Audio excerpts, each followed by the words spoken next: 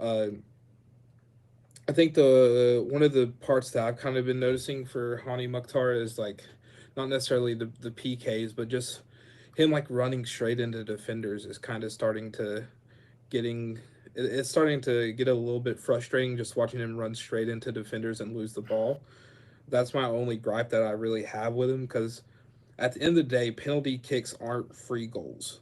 Like if they were free goals, they just put one on the board and call it. Um, but that's been my biggest gripe with Hani is just the dribbling.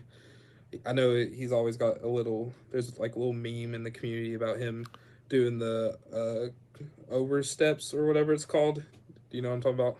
Hmm. Yeah, oh, yeah. He's famous for his crossovers a little bit too much.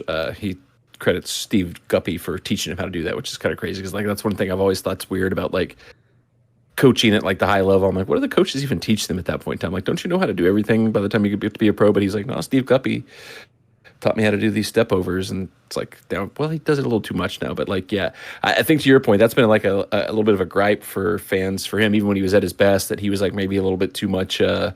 Too quick to try to like draw fouls, too quick to like go down on some stuff, and not always like necessarily doing the best in that regard. But and I think part of that, kind of talking about like the overall improvement of the team, I think he's got to learn a little bit. He doesn't need to do as much anymore. Like he doesn't need to be the guy that has to like beat seven defenders and then try to take a dive in the box during a penalty. Like, we've got more options. We've got more attacking threats. He can, pass more. He can run off passes more. So I think he's going to grow into that. I think he's going to get more comfortable in that because honestly, he has been in a situation where he probably felt like the whole team was on his shoulders and he had to do it all in the past. So I think we'll see as the season goes, he gets more comfortable in the new system, the new role, and we see less of that probably. Hopefully, that's what I'm expecting.